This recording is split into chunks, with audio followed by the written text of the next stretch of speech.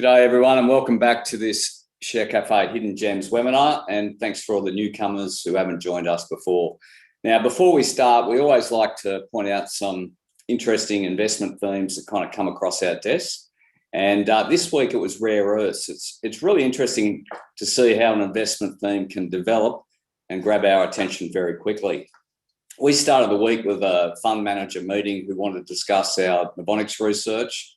They're a global fund manager, very big, who manages kind of energy and infrastructure assets.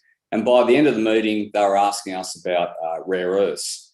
Now, perhaps we're a bit slow off the mark and all you punters out there may be way ahead of us, but when global institutions start asking questions, it's time to pay attention, we think. Now, if you don't know, the production of rare earths is kind of dominated by China, which accounts for about 87% of production. A lot of that is now used by them domestically. Rare earths are considered critical if it's both economically important and has a high risk of supply disruption. So politically and strategically, an alternative source of rare earth is critical, and it's critical for emerging and diverse technologies like EV batteries, wind turbines, lasers, fibre optics, etc. And it's critical that a supply chain can be established outside of China. Now, currently, Australia only represents 3% of the world's economic resource, but it has resources to be a major exporter. Now, by Wednesday, we had a rare earths ASX company come to us to discuss research and our process and proposal around that. Then one of our research companies, an ASX gold company, announced a very significant rare earths discovery, putting our research on hold for the time being. You then had Renascor Resources announce that the Australian government conditionally approved a $185 million loan to the company. Now, this loan is approved under the Australian government's $2 billion critical minerals facility to assist the development of Australian critical mineral projects and to secure the vital supplies of resources needed to drive the new energy economy. Now, of course, if you think about rare earths exposure in Australia, you think about the $8 billion listed company Lynas, given they have been the kind of sole dominant Australian producer since 2013. So it appears that the rare earths or critical mineral sector looks to be one of the emerging investment themes for 2022, highlighted by the emergence of new players and new discoveries. We think it looks similar, very similar to the US EV battery sector, where kind of government funding and support was driven by the strategic importance of owning the supply chain outside of China's dominance. So we're going to be doing a webinar on this sector in the future. We've got one of our analysts in the background doing a lot of work on it. If you know some companies in that sector, reach out. We always reach out to the companies you suggest that come onto this webinar series. Right, let's make a start. Type the questions in the box provided. And remember, if you tick the anonymous box and we don't have time to ask a question, we can't email back to you that answer. We always ask the CEOs to try and answer those questions. So try not to be anonymous when you're asking a question. First up, we have Calima Energy, ASX code CE1, market cap of 115 million, got a one-year return of around 12.5%. The company is an environmentally responsible oil and gas producer in Western Canada. We have with us this time Mark Freeman, the Finance Director. Mark, over to you. Thank you.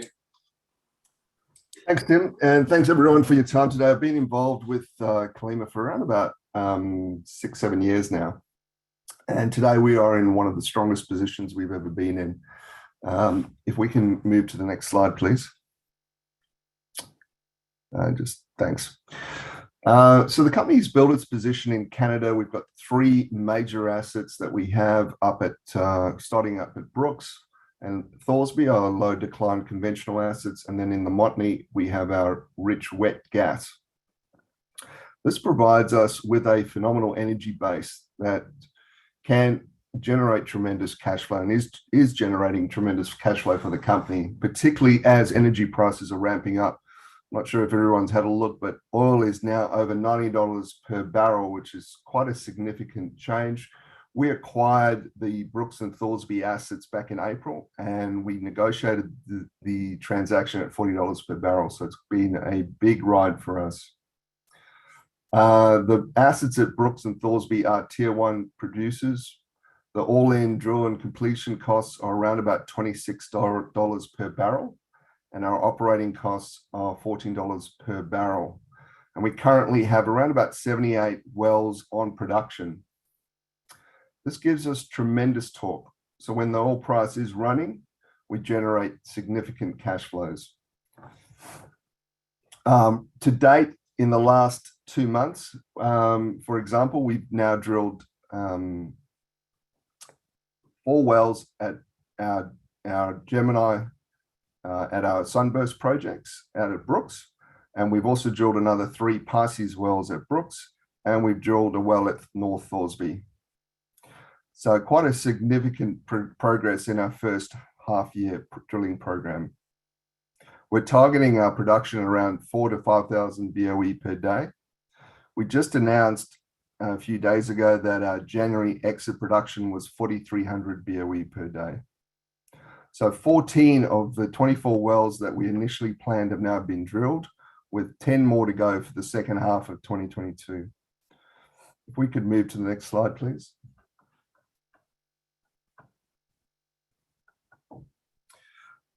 The company's current oil weighting is around about 74%, so it's quite a significant cash flow producer in the oil sector. Our revenue for the year ended 2021 was 48 million. We've got an adjusted EBITDA of 21.6 million. I'm going to run through the sensitivities for 2022 because 2021 was based on an average production of around about 3,000 BOE per day. So we've had a significant uplift in this current financial year. Capital expenditures for 2021 were 27 million, and we're anticipating our EBITDA at 31 to 37 million for the 6 months ending 30 June 2022. Quickly, our total proved, probable, and possible reserves are 25.7 million at Brooks and Thorsby. Our PDP, proved producing reserves, are 5.2 million. And our 2C contingent reserves at the Montney is 192 million barrels of oil. We can move to the next slide. Management is primarily focused in Canada. The gentlemen that are running the company, Jordan Keevil, is our managing director. He's been with the company for the last 9 years, as have most of our VPs. Which includes Braden Brousseau, is our CFO, very experienced guys, as well as Dawn and Graham Veal. I mean, Graham's just drilled these last 7 wells on time, on budget, and they are producing quite lovely. If we can go to the next slide. It's just a quick summary of our quarterly production. In our Q4 quarter, people have commented on the reduced average production. We had our 3 Thorsby wells come on, and these were 3rd generation wells. They were the first of our 3rd generation Thorsby wells that are fracked well. The wells were substantially longer with much bigger fracks, and we had a very, very cold year end in Canada, which meant that we had a couple of the wells go down. It was difficult to get guys over to the site and to get things fixed. But everything has now been resolved, and these 3 Thorsby wells have contributed to our production quite substantially. They're producing on target, and have added an additional 1,100 BOE per day to our production. As you can see, quarterly we produced $20 million in sales. So notwithstanding our production was lower, oil price was higher. So as we're quite substantially torqued to oil price, production revenue was on budget, and we had an EBITDA adjusted of around about $10 million. Next slide, please.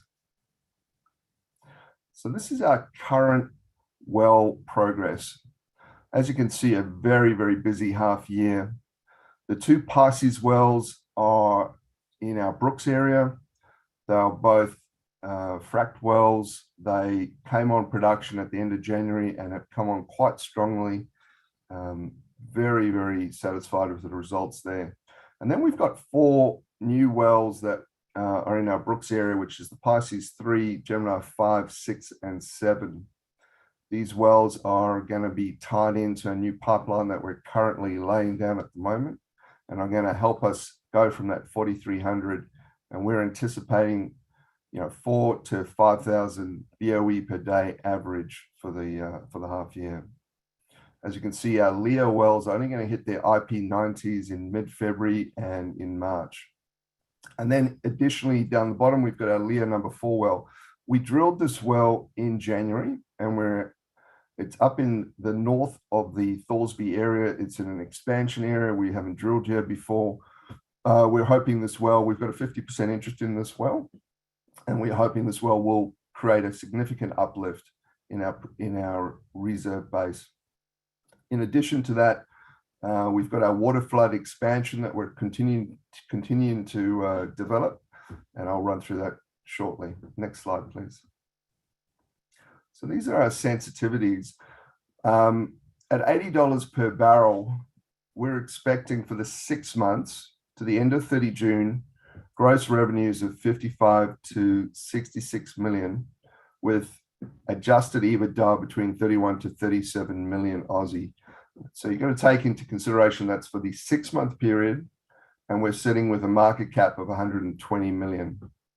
So, if you can do the math yourself, and you're looking at it, a 2-to-1 ratio, which is substantially low and very low in our industry.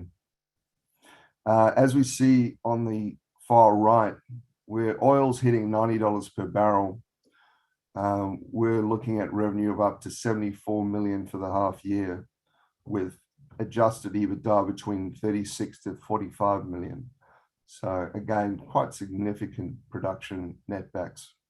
Next slide, please. Quickly going to run through, conscious of time, quickly going to run through our Brooks area. As you can see on the map, those are the wells that we've drilled since acquiring the asset. So Gemini 1 through 7.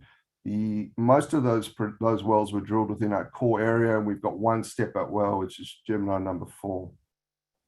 We have over 12.9 million barrels of reserves 3P within this area. We've got 130 net locations, and of that, 30.5 of them are actually what's booked in our reserves. So 4 wells were drilled back in June, July. Those wells, Geminis 1 through 4, have actually made their money back already and then some. So that's the beauty of these particular wells. They're not a fracked well, they're a conventional well. They go down, they drill horizontal. They cost about 1.2 million to drill, and they go on production very quickly, and payback is 5 to 6 months. Next slide, please. The January production for Brooks was around about 2450 exit. IRRs are at $70 a barrel, 400%. At $80 a barrel, they're 500% on the Sunburst wells. On the column second from the right on the table, what we're showing there are our Glauc wells. So these are the Pisces 1, 2, and 3 wells that I mentioned earlier. We're very happy with the production that we're seeing to date on the Pisces wells. One of the Pisces wells is double the length, and so far to date, double the production flow rate. So very excited to see how they go. Next slide, please. This is our pipeline project. As you can see in the dotted green lines sitting between Gemini 7 and our Pisces 1 up the top north, that's the pipeline that we're laying down. And the dotted red lines are essentially the wells that we're planning on drilling in the second half of this year, this calendar year. This pipeline provides a significant uplift for the company. We managed to secure a facility which is now costing us around about $76,000 per month in respect of paying for the pipeline. It's going to save us immediately around about $55,000 in haulage costs, which is quite substantial for the company. In addition to that, we've got significant operating cost reductions. So management anticipate that the cost of laying the pipeline is actually going to be immediately offset by the current operating costs in actually trucking the oil around. It's also had a significant uplift in our ability to increase the economics on all the wells within that pipeline. And in addition to that, the ESG benefits are quite substantial, taking all those trucks off the road. Next slide, please. This is an overview of our waterflood expansion. I'm going to quickly move to the next slide, please. Thorsby production is at 1830 per BOE. The 3 wells that I mentioned previously have come on, and they're going to hit their IP30s in mid-February/March. Very, very happy with the production to date. And as you can see, we've got additional PUDs on the map. Quite a lot of PUDs within our core Thorsby area that we'll be working towards developing. And in addition to that, to the further north is our step out Leo number 4 well. Next slide, please. The Thorsby economics are significant. As you can see, the right column is our multi-stage. This is generation 3 economics. Over 500% rate of return, paybacks within 5 months. At $70 oil, we're now sitting at $90 oil. As you can imagine, the economics are quite significant at that rate. Next slide, thanks. This is our footprint in the Montney. The Montney is up in British Columbia. We've got contingent resources set out down the bottom of around about 200 million. It is a 10-year license that we have in place, which expires in 2029. We don't have to spend any more money just to maintain those leases. We've acquired a facility to the north, which is the Tommy Lakes pipeline and facilities plant. It's an $85 million replacement cost. To go from our existing wells to that facility will cost us around about 12 to 15 million. It's you know, at $4-5 gas, it does make money. It's a significant investment. We're currently looking at ways of unlocking value with a strategic partner. Next slide, thanks. The slide runs through all the recent sales within the region. There are a lot of big companies that are making very big acquisitions. The most recent was Cenovus. This month sold their Montney acreage. They were doing about 3,200 BOE per day for 238 million. To our immediate south, Black Swan were acquired by Tourmaline for 1.1 billion.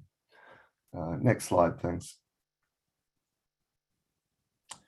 Overall, a quick summary of our production growth strategy. We have facilities in place that can grow us up to 10,000 BOE. We're well on our way to targeting 6,000 BOE. We've got PUDs, we've got low cost development, we have pipelines, we have facilities.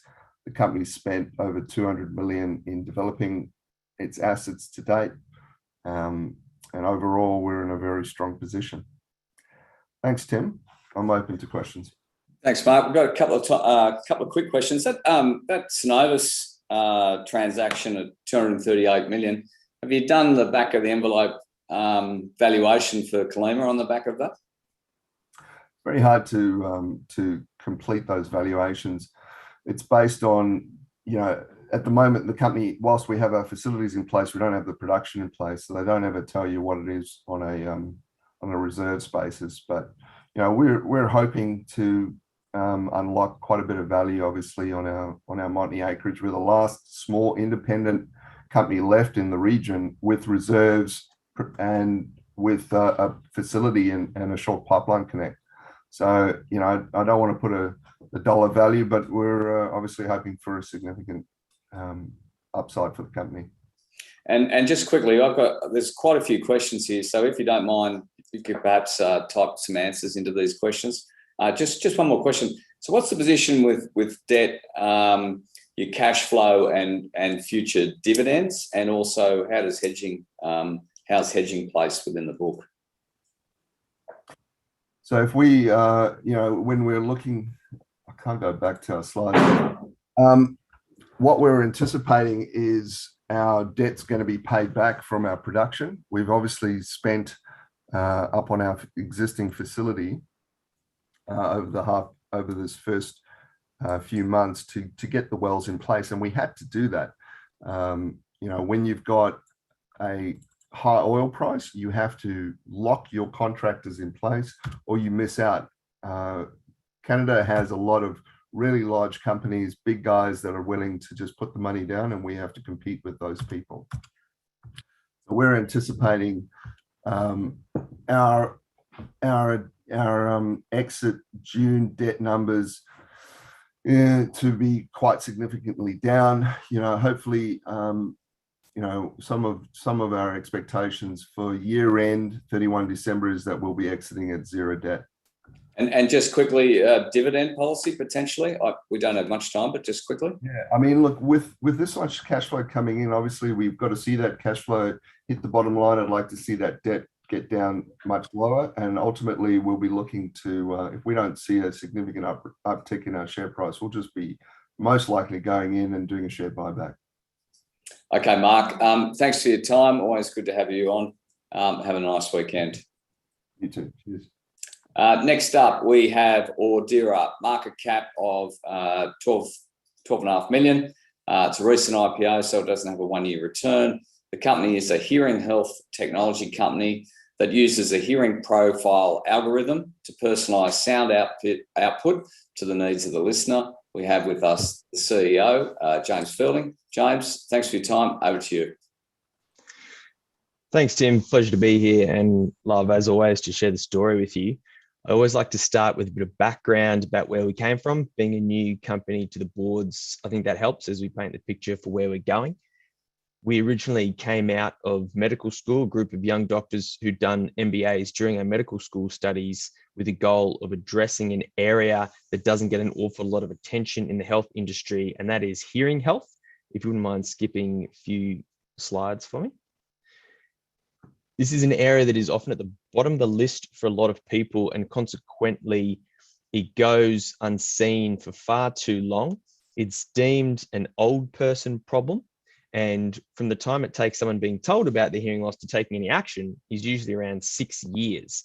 And what we discovered as we were learning more about this and developing our technology is that hearing loss is not an old person problem.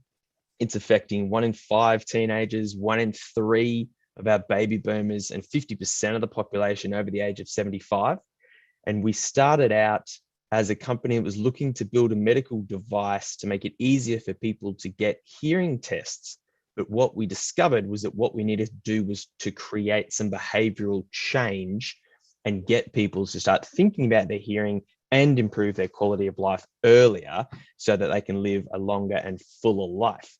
So we developed technology that allows you to build a hearing profile inside your headphones, put the headphones on, build the profile, we show you the results, and then we use that result to tailor the sound so it's perfect for your individual hearing profile. And in doing so, next slide, please, we get to give people the opportunity to experience parts of their music they've never heard before, connect with loved ones, and really re-engage with the community that they're part of. I'm using the headphones now with built-in wireless microphones. What we've done is taken consumer tech that is incredibly popular and then enhanced it with our personalization technology. Next slide, please.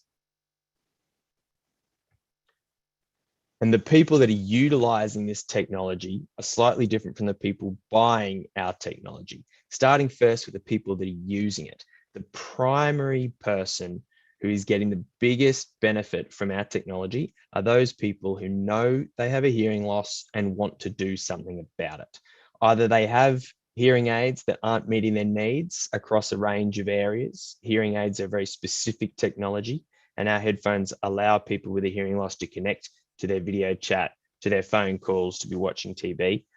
Or our secondary market, people who understand the importance of their hearing, understand the importance of hearing protection, and are looking to make a healthy choice.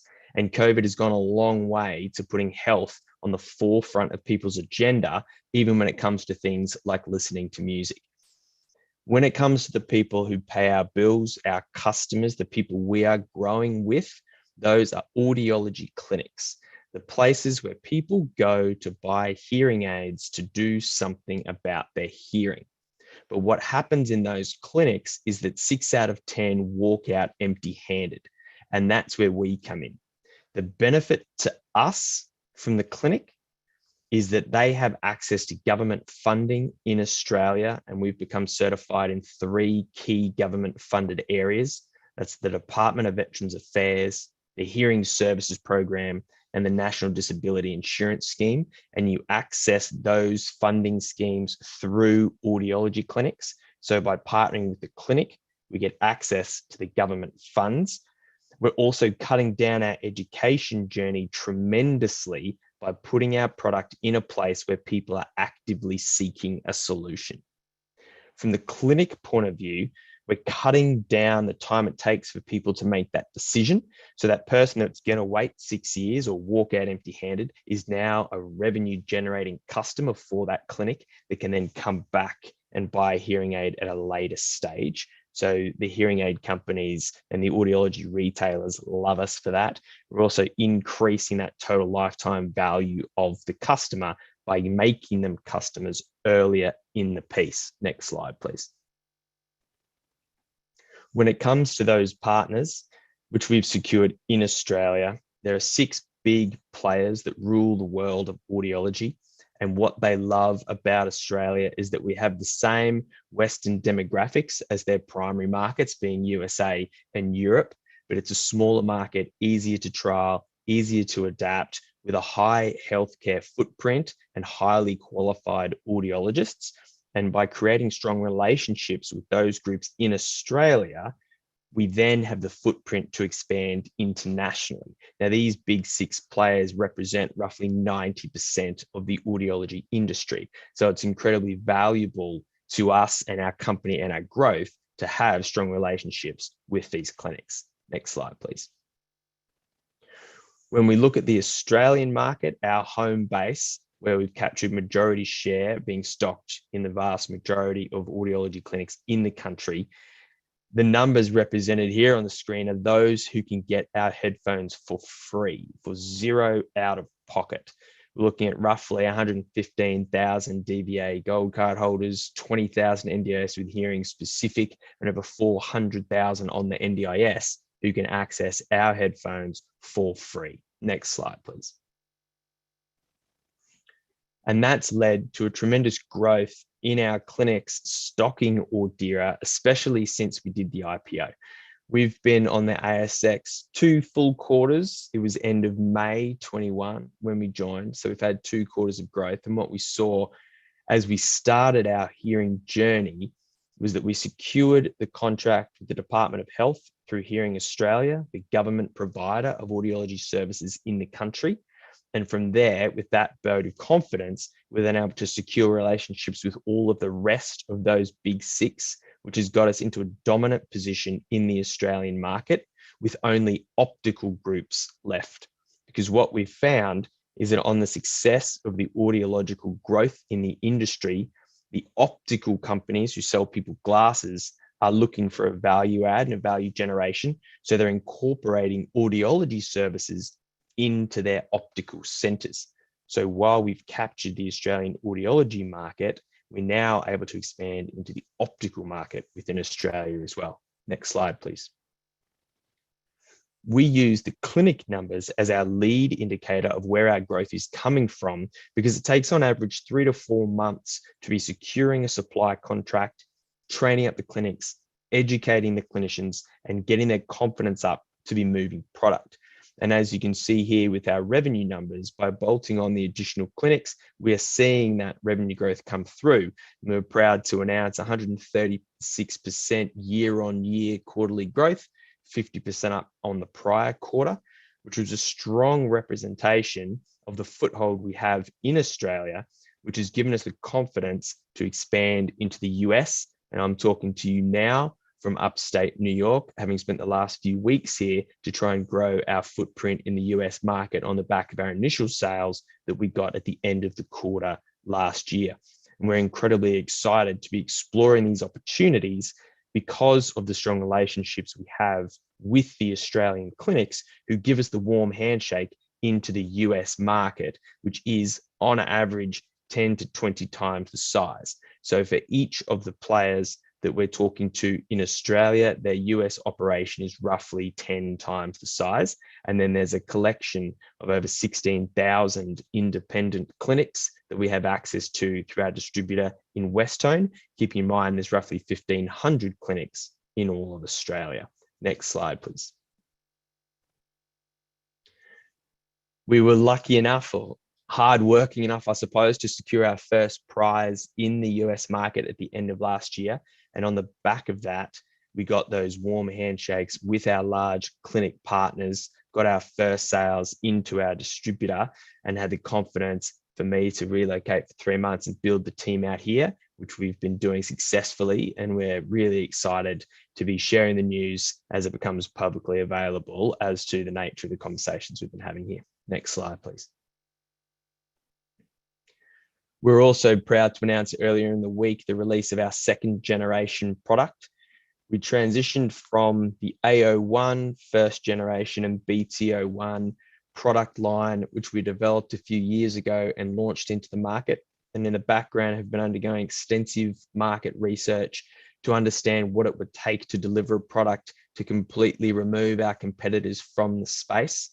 We were strong enough to be doing that with Amplifon being the only non-hearing aid product held in their clinics. And we want to be doing the same thing across the board.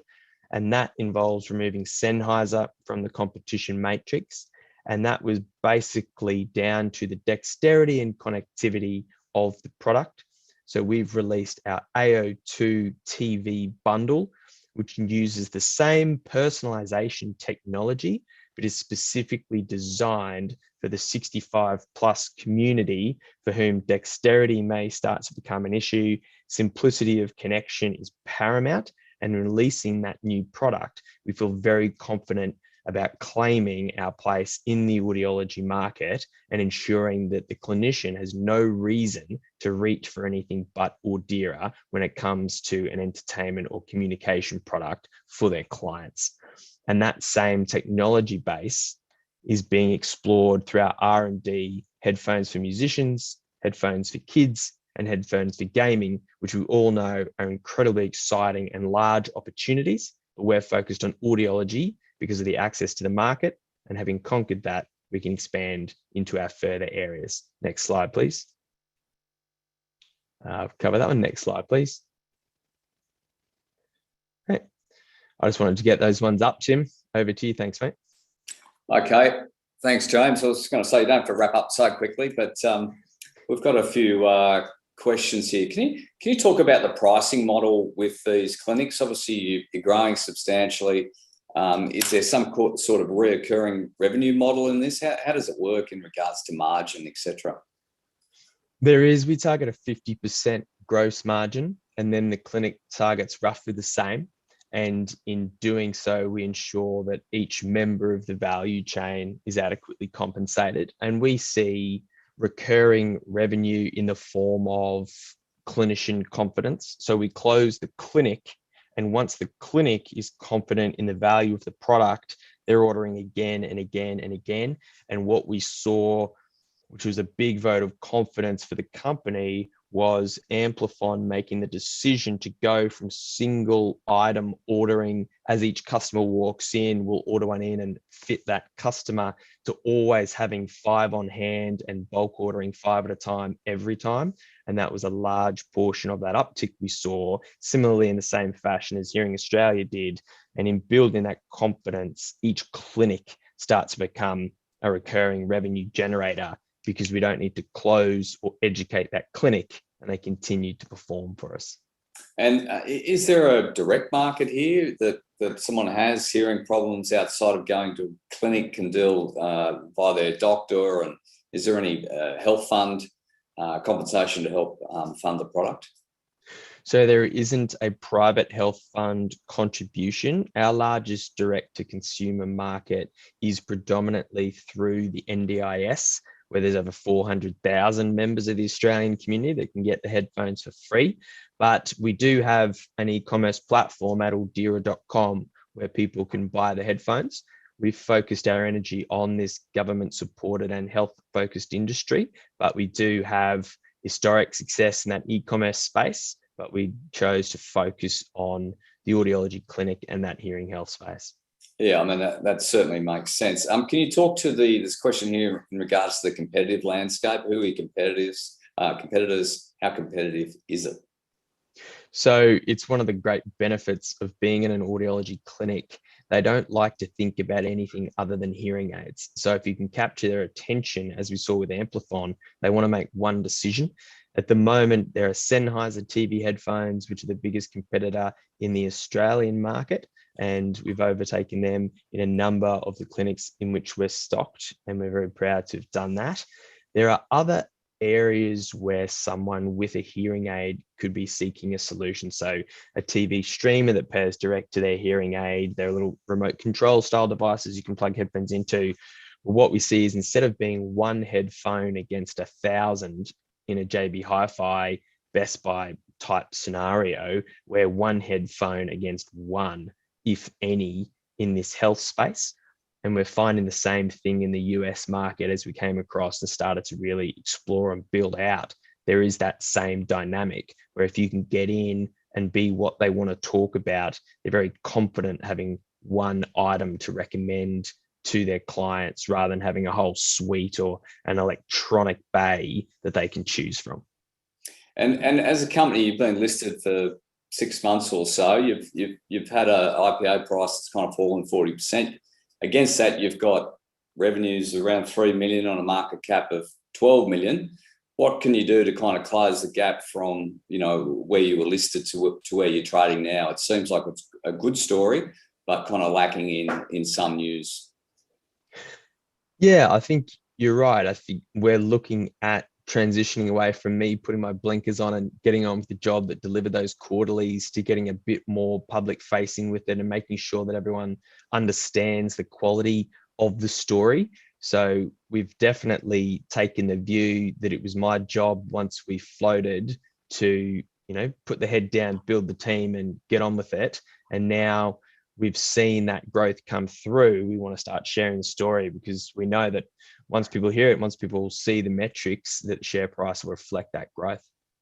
Great, James. That's all we have time for. Good to have you back on. There's a further question here around the military applications for the product. If you don't mind answering that live, that'd be great. Thanks for your time. Have a good weekend. Thanks, Tim. You too. Next up, we welcome back PureProfile, ASX code PPL, market cap around 70 million. The stock's up a lazy 205% this year. PureProfile is a data and insights business underpinned by technology. It helps brands and media owners identify, connect, and engage with more of the people that matter. We welcome back Martin Filz, who is the CEO. Martin, g'day. Back to you. Yeah, hi Tim. Thank you for having us back, and hello to everybody who's listening into this call. So next slide, please, and the next one, and the next one. All right, for those of you who don't know, what does PureProfile do? We help brands understand consumers. Every product that you touch, every advert that you see has had some sort of research, data and insights that has been conducted. And that's what PureProfile does. We have over 4 million people around the world who share data or answer online surveys. In addition, we have a media arm, and we have a media arm, PureAmplify, because of that 90% of all of insights are actually so that somebody can advertise or send messages in the right way to the right person. And so we call that insights to activation. So 22-year-old company helping brands better understand consumers and then reach consumers. 3 key areas to our business: data and insights. That is, as I said, the survey world, 4 million people around the world answering surveys as we speak for brands so that they better understand consumers. We then have the media arm conducting over 100 million adverts around the world. And again, what's unique about Pure Amplify is that we use first-party data, not third-party cookies. You might have heard about privacy, Apple privacy, where using your phone has been privacy constraints. You can now opt out of being tracking, etc. Well, Pure Amplify does everything around that first-party data, permission-based data, which really is the way the market is heading. So there are two areas we earn money, and the third area is we have 3 key SaaS products. The first SaaS product is Insights Builder. This allows organizations to directly access the 4 million people, conduct their own research, get their results however and whenever they want them. The second product is Audience Builder. Audience Builder allows large organizations to actually offer the opportunity of earning rewards through doing surveys, through sharing data. Then they can analyze all of that information, understand their consumers better, and actually we do a revenue share with that. So there's no cost using the service. Partners include Flybys, News Corp, AA Smart Fuel in New Zealand. We just announced a big partnership with an organisation called the Asian Parent, which is 39 million people across 11 countries in Asia. That's a great opportunity for them to understand their audiences more, and for us to be able to offer our brands across Asia the ability to conduct research. And the third solution in our SaaS family is Audience Intelligence. Audience Intelligence, we just launched in Australia first last April, that collates data, both permission-based credit card and bank account data, what people have spent across their credit card and bank account. And then brands can log into Audience Intelligence and look at that anonymous data. So understand, for example, Uber Eats is a client, and they can understand how do they compare in the market to Menulog, Deliveroo, DoorDash in particular locations by particular types of audiences. So they're the 3 key areas that organizations come to us to use our services. Next slide, please. So about 18 months ago, we focused the business on 3 key pillars. The first one is being a truly global business. At the time, we had 5 offices around the world, and it was important to actually ensure we had the same processes, same ways of working, whether I'm a client or team member or partner in London or New York or Singapore or Sydney, wherever it may well be, I have exactly the same experience. That gives us scalability and the opportunity to grow internationally. And I'll talk about that different size of the markets in a moment. The second area is technology. Looking at the ways that, firstly, the technology that we have, is that the best of breed? Can we actually go out to market and rent or buy or partner better technology and plug that into our stack so that we can ensure that we deliver efficiently and quickly and with the leading edge technology to clients? Also internally, ensure that we're running efficiently and the best way that we can as a business. And we conducted an audit. We retired some software, and that's an 18-month journey that we've been on so far to launching new products. And just last night, we launched a few really exciting solutions, a couple across Europe and one across all of our members in the world, which delivers us revenue and also delivers us profitability. And the third area is, well, if we're global, if we've got the right technology, then our data and insights and our media advertising teams can lean into that and flourish across the world. Thank you. As I said, we're a global company today. We actually have offices in 8 countries. We just opened the Malaysian office, which I think we make announcements next week regarding that. So offices in 8 countries. We have over 700 clients globally, 179 staff. $31.5 million of our revenue actually comes from repeat clients. We have a 95% retention rate across clients. And our SaaS revenue, which we're growing, 5.8 million is in annuity revenue, which is great, and that's growing quickly, and I'll show you that on the next slides. Thank you. So people and culture. People, the team members, and the PureProfile community is phenomenally important to us. It's actually the most important thing, and every organization should put their teams first. Because if you have passionate, engaged, rewarded team members, then actually that follows clients and that follows revenues, etc. And also as an organization, when you've looked forward, and we've just written a 3-year plan, there are products that we will launch that we haven't even thought of at the moment. And there might be directions we take as an organization, as countries that we launch in. Again, having the right team in place and the team that can be flexible, be nimble and pivot is really key to any organization. And we spend a huge amount of time investing in ensuring that our team members totally feel part of the PureProfile community. And one example of that is our employee satisfaction is at 83%. Anything above 78% is world class. Actually, we just completed the Australian Great Place to Work study, and we scored 98 out of 100. So that's really, really important to us. And actually, our client satisfaction is also at 83, and anything above 73 in that world is first class. And as I say to many investors, is one of the metrics you should look at and you should ask is, what is the organization's employee satisfaction and what is their client satisfaction? And if both is high, then you will see revenues follow. Thank you. So we just released our unaudited Q2 financial results. Our full audited results will be at the end of this month. And in those results, our revenue was 10.6 million for the quarter. That's up 31% compared to prior year. And that's growth across all of our regions and business units. So that's consistent growth.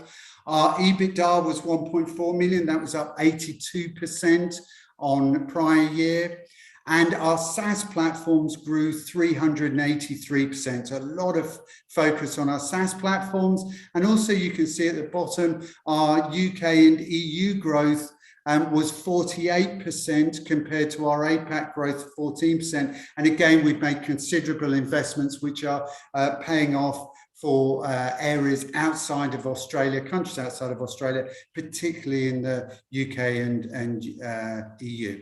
Also, our quarterly positive net operating cash flow was 0.8 million, and that was up from an outflow of 0.3 on previous years. Next slide. So if we look at the half year, 20.8 million revenue half year, that's up 44%. Actually, in financial year 20, our revenue for that whole year was about $22 million. So nearly doubled our revenue in just 2 years. EBITDA was 2.5 million, up 53%. Actually, our EBITDA, if you take out JobKeeper and associated COVID savings in that first quarter of 21, was up 147%. And our net operating cash flow was up 829%. So as an organization, we focus on being data and insights media company. You will see in every quarter our EBITDA and net operating cash flow is actually growing faster than our revenue. And at our full year, Melinda, our CFO, talked about the fact we have a 3-year plan of 40% EBITDA and 15% operating cash flow against revenue. And our closing cash at bank was 4.7 million, up 52% on December 2020. Next slide. Next slide. Key metrics we look at, just to give you an idea, 45% increase on regions outside of Australia and 35% increase in active clients outside of Australia, along with other metrics, but there's a couple I wanted to call out. Next slide. Key clients users, actually 20% of the ASX 200 uses PureProfile, and either directly or through partners as the Intel Inside. But you can see key industry standing global brands use our services. Next one. So corporate strategy, a clear focus on growing internationally. Our global industry, just looking at data and insights, worth 89 billion US.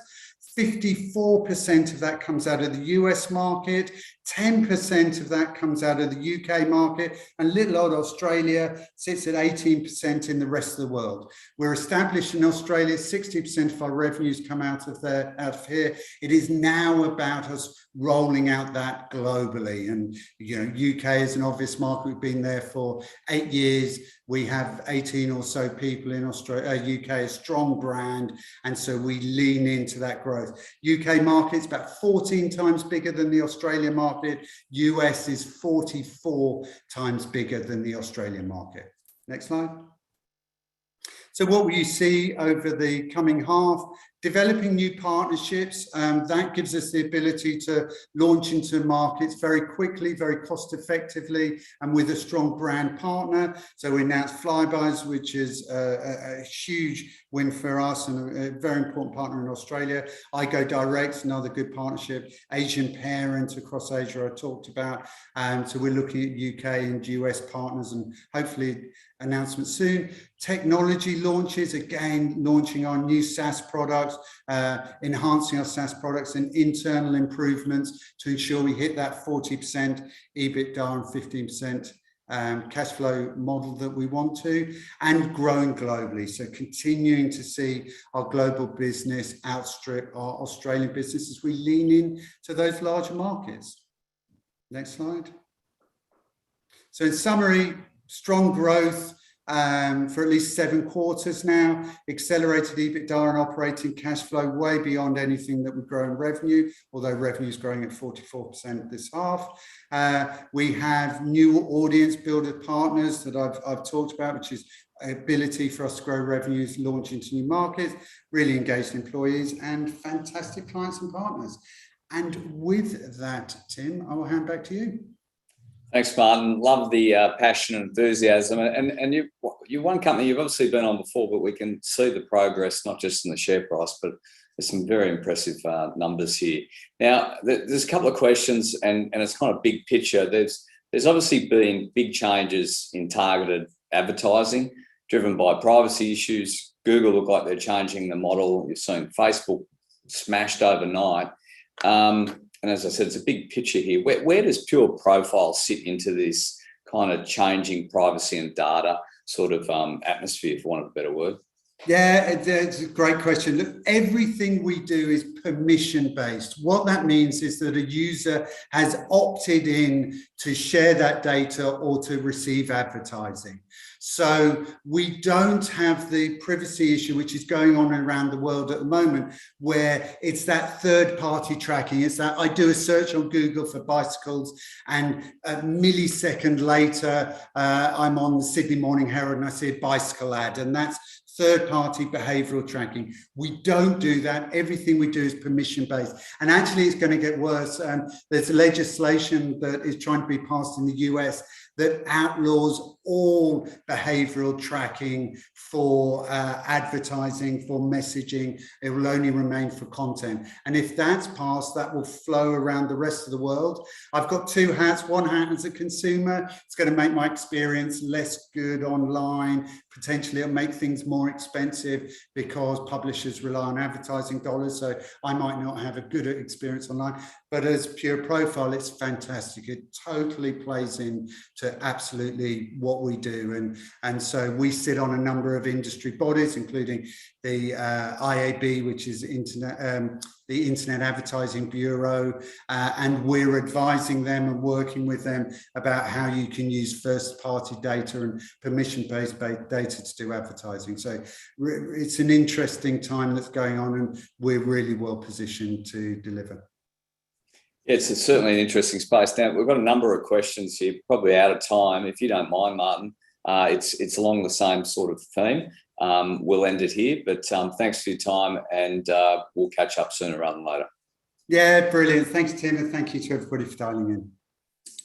Okay, next up, we have Greenville Mining ASX code GRV, market cap 135 million, 1 year return of 126%. The company is focusing on creating value through prudent and vigorous exploration and expansion of its Alpha Torbanite project and Georgina Basin. We have with us Matt Healy, who's the CEO. Welcome, Matt. Over to you. Thank you. Yeah, thanks, Tim. Thanks for the introduction, and welcome everybody who's here today. So I've been with Greenville since September, and my background is copper, gold, and other base metal exploration and resource development. And I'm very pleased to be here today to have the opportunity to talk to you about Greenville's two exciting projects. Next slide, please. Next slide. Thank you. Yeah, so Greenville's got a fairly simple capital structure, 397 million shares on issue, $135 million market cap with 7.8 million in the bank. The top 20 shareholders hold 48% of the company, and 3 directors, as the 3 largest shareholders, have a combined 24%. The board has a proven track record in discovery and development of ore deposits and creating value for shareholders. Our chairman, Tony Leibowitz, and managing director, Neil Biddle, they were founding directors of Pilbara Minerals and took that company from a few $1 million market cap explorer to a multi-billion dollar company, and what is now Australia's first lithium producer. We've also recently appointed to the board was Executive Director Mark Turner. Mark is an experienced engineer and project director with over 20 years of experience in oil and gas, water, power, and renewables projects. Mark will be also the GM of the Alpha project, and will oversee advancement of that Torbanite project. Next slide. So Alpha is a unique deposit. It's formed from a high-yielding hydrocarbon-rich rock called Torbanite, and has potential to produce multiple products with a carbon offsetting commercialization strategy and a maiden mineral resource estimate, which is not far off. Our vision for Alpha is to be Australia's only domestic source of bitumen products. And it's located about 500 kilometres west of central Queensland town of Rockhampton, 50 k's south of the township of Alpha. Discovered in the late 1930s, and so it's had a fair bit of historical work over the deposit, and that's comprised of drilling and testing for retorting test work to produce bitumen type products, and activated carbon test work. Torbanite forms, it's like it's an unusual rock. It's not something you hear commonly. It's very rich. It forms in a sedimentary environment, a freshwater sedimentary environment, and it forms from algae. And that makes it quite special in the sense that it has a very high yield. Up to 698 litres of oil can be produced from 1 tonne of Torbanite.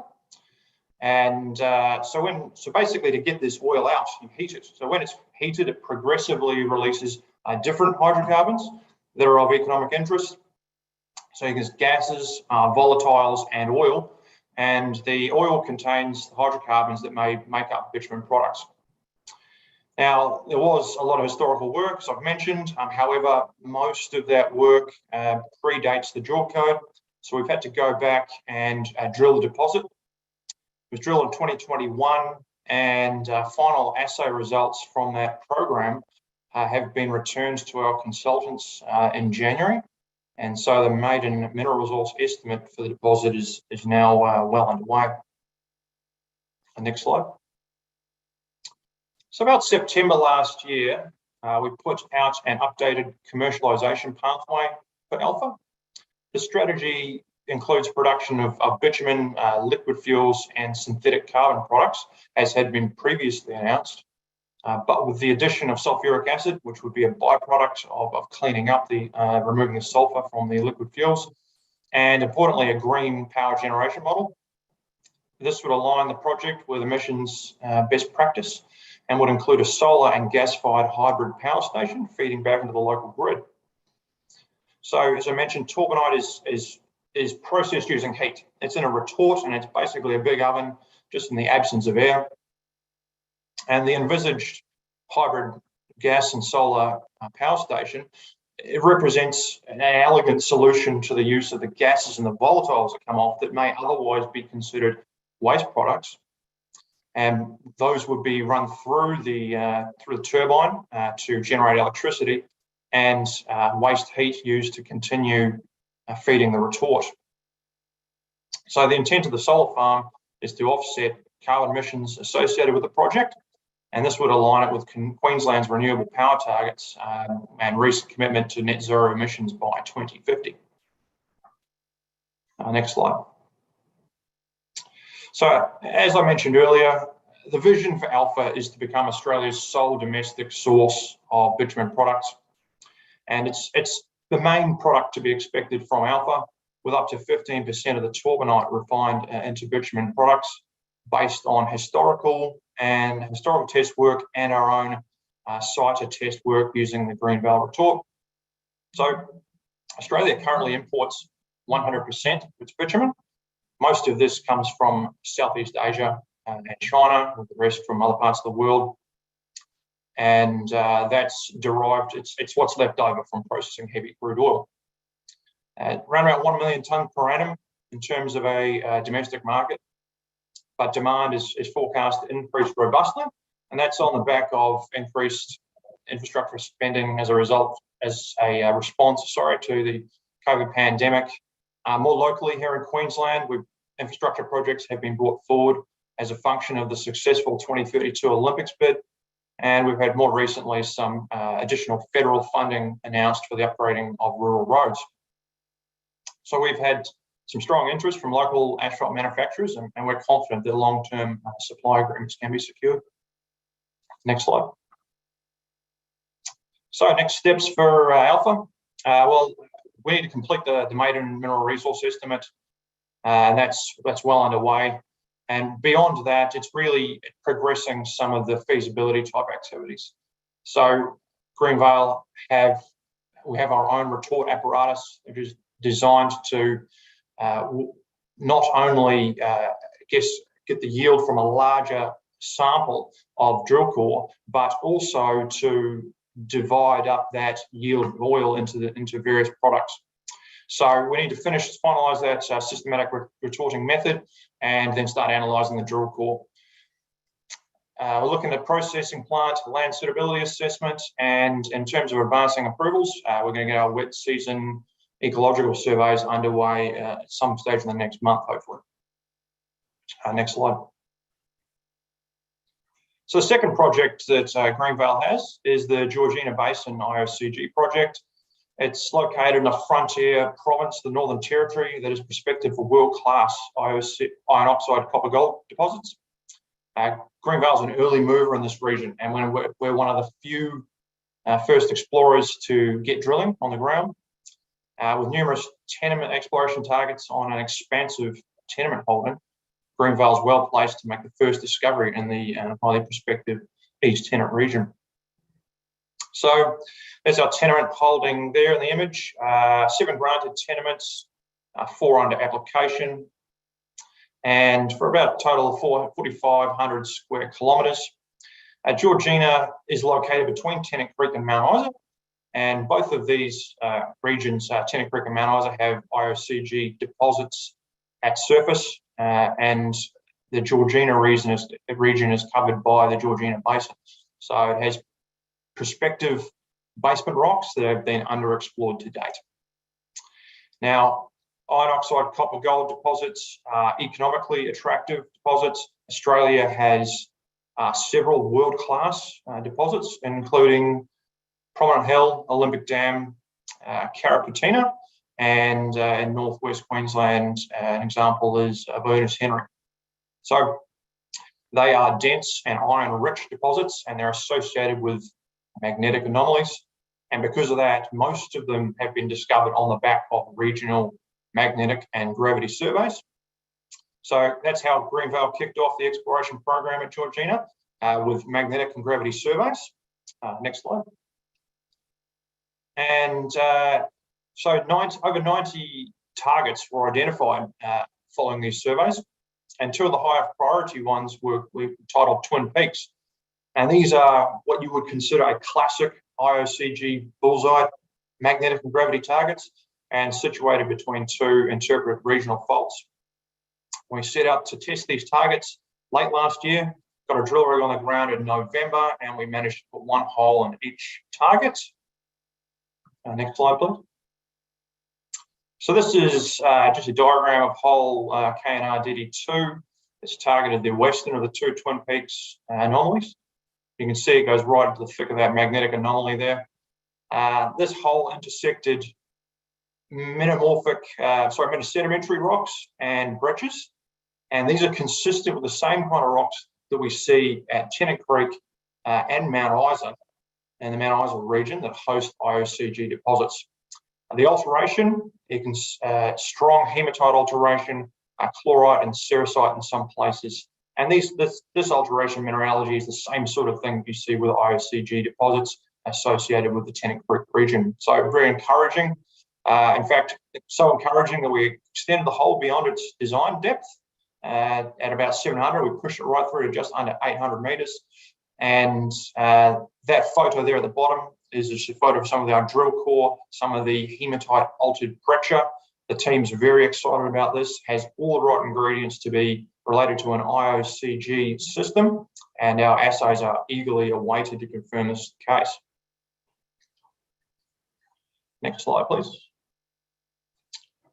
So our central tenement area also has three highly prospective, highly ranked targets that we're looking to drill test, the next in the pipeline.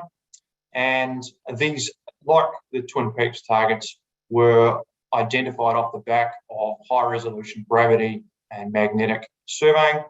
That data has been inverted to produce 3D models, and we now have coincident magnetic and gravity anomalies named the Mawson, Banks and Leichhardt prospects. And a 9-hole program has been designed to systematically evaluate these targets, and we're looking to do that in the second quarter. Next slide, please.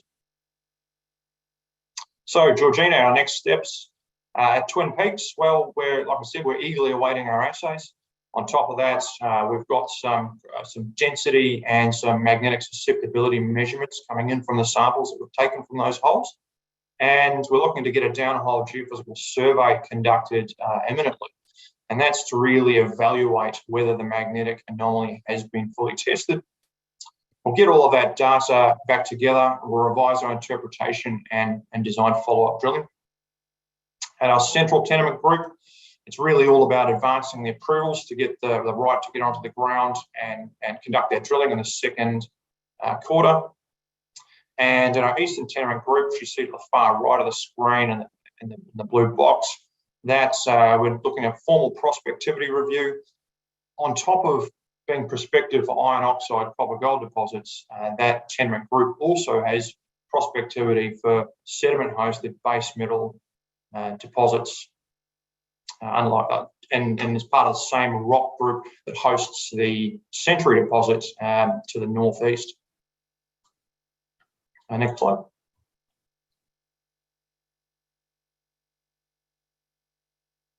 Here at Greenville, and runs on the board. Two excellent projects. The Alpha Torbanite project is a unique high-yielding deposit, has potential for multiple marketable products. We've got a strategic, energy-efficient and carbon offset commercialization pathway and a mineral resource estimate underway. At Georgina, we've got a substantial tenement package and a new IOCG frontier.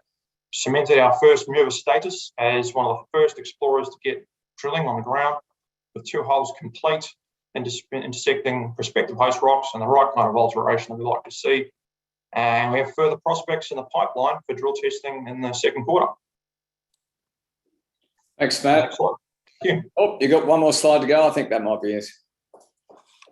All right. Thank you. We've got quite a few questions. Probably a technical one from one of our analysts. He's saying shale retort trials were abandoned partly due to emissions and odours near Gladstone. What can you do differently to ensure permitting? Yeah, look, we've actually done a fair bit of touched on there. CITA retorting test works. We've got our own retort that we've built it's not. It is a unique deposit, and that means that there's not lots of labs out there that can do,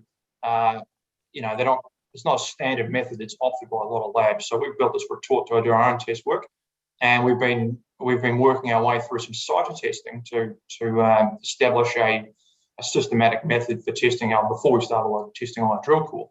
Now, some of that analysis has involved whether those the oil that comes off the retort, whether that contains some of the compounds that, referring to the question, it's toluenes and benzenes, which were the issue with the environmental issue with that in the Gladstone situation. Now, based on our test work to date, those haven't been identified. So we view that in a very encouraging way. Now, it's hard to believe that Australia imports 100% of its bitumen. That said, it's obviously coming from Asia. Can you compete with Asian pricing? Have you modelled that out? Given I don't think they would have the kind of clean aspects that Greenville would. Yeah, look, that's a good question. Look, that bitumen is hot pumped at between 120 and 150 degrees, and it comes from halfway around the world. We're very confident that we can produce something locally that won't have that kind of energy consumption requirement to bring it to market. And we think that's what will give us an edge. Understood. And you've got two kind of very different businesses. Has there been any discussion around spinning one out or spinning the other?